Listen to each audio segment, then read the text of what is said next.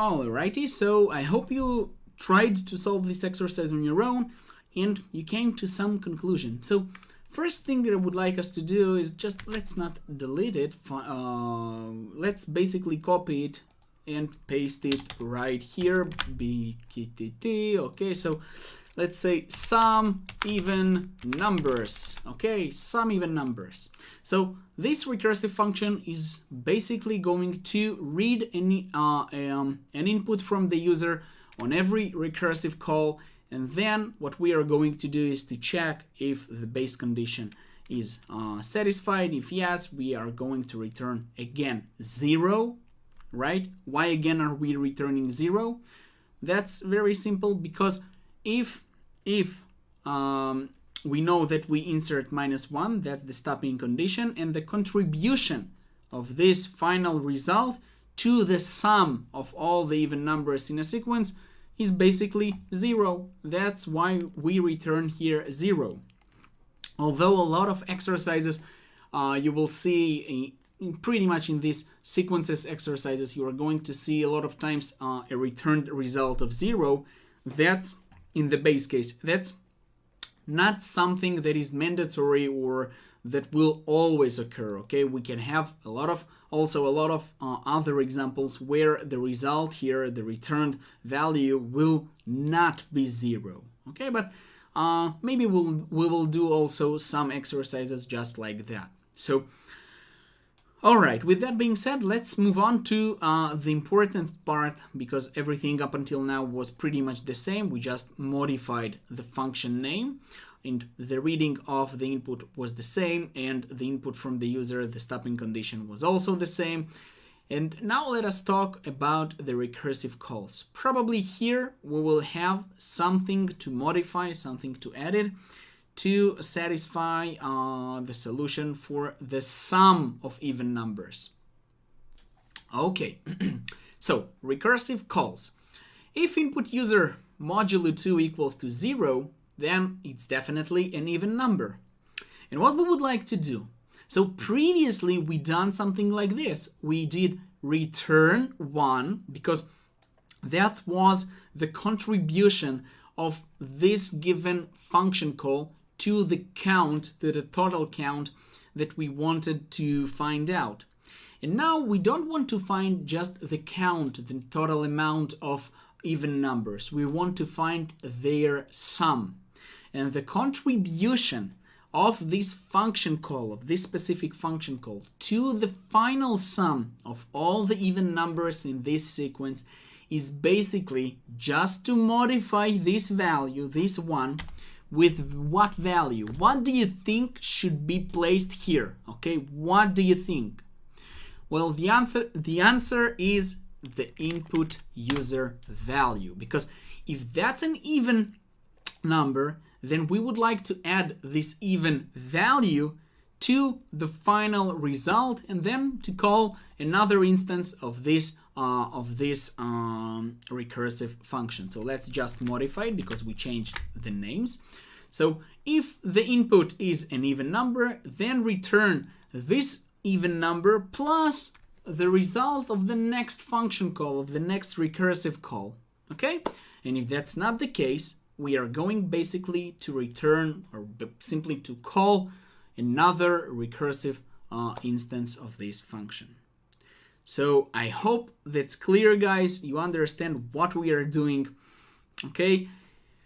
And of course you can again draw everything and all of this solution once again to make sure you understand everything correctly. And actually, to be honest, I'm going to do it right away with you because I think that's a good thing to help you understand. So that's our example 1, 3, 4, 6. Okay, so that's the time when we call the first instance of the function. Okay, it will be sum even, let's call it SE. And we are calling this function and we receive from the user the value of 1.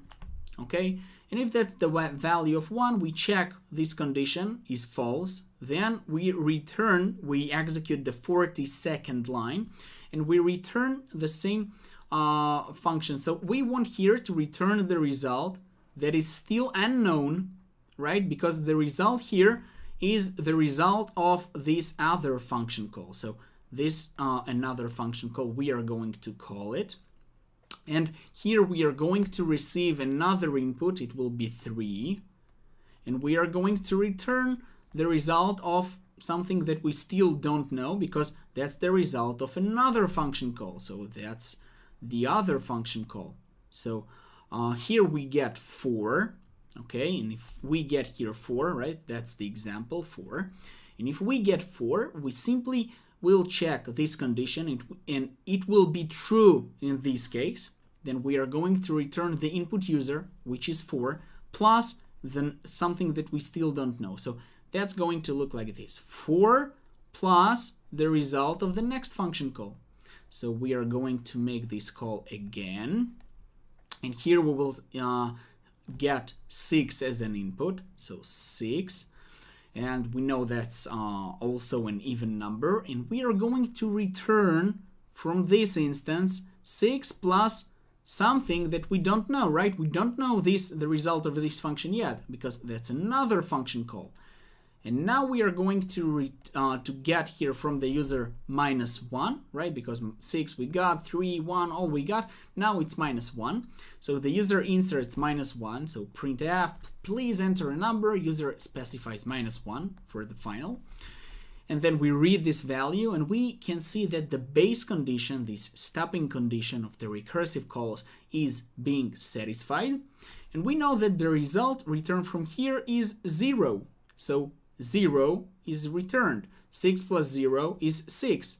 So that's the result here. 4 plus 6 is 10. And 10 returned also to here. And finally, the final result returned from all of this chain of calls for these recursive functions is just 10. Okay, so that's basically all the function calls there that you will have to do in such an example. Okay, so make sure you understand all the concept when we are going to call this function and to make the recursive calls, and then when we are going to get back once we reached some stopping condition. Because you know, guys, if these 2 lines were not here, then this will be just an endless recursive calls until your memory would end in your computer. So this part of the stopping condition is very important, also to always to formulate correctly, because a lot of times the problems happen also here and also in the recursive calls, of course. But yeah, my recommendation is always do some visualization like I'm doing right here with 1 or 2 examples. Make sure that you reach some base condition, and make sure that the recursive calls are correct, and that's the result returned from every function call, from every instance, is also correct. That's very, very important. So yeah, guys, this is it for this video. I think we are doing a good progress. You're proceeding. Well, I don't know if we are doing, but I guess, and I really hope that you are doing a good progress in this course, and by practicing these examples and these exercises. So with that being said, my name is Vlad. This is AlphaTech. Don't forget to leave some reviews, some comments, some feedback to let me know if you like this material and if you like the course so far and up until now. So yeah, thank you, and we will see each other again soon enough. Until then, have a great day.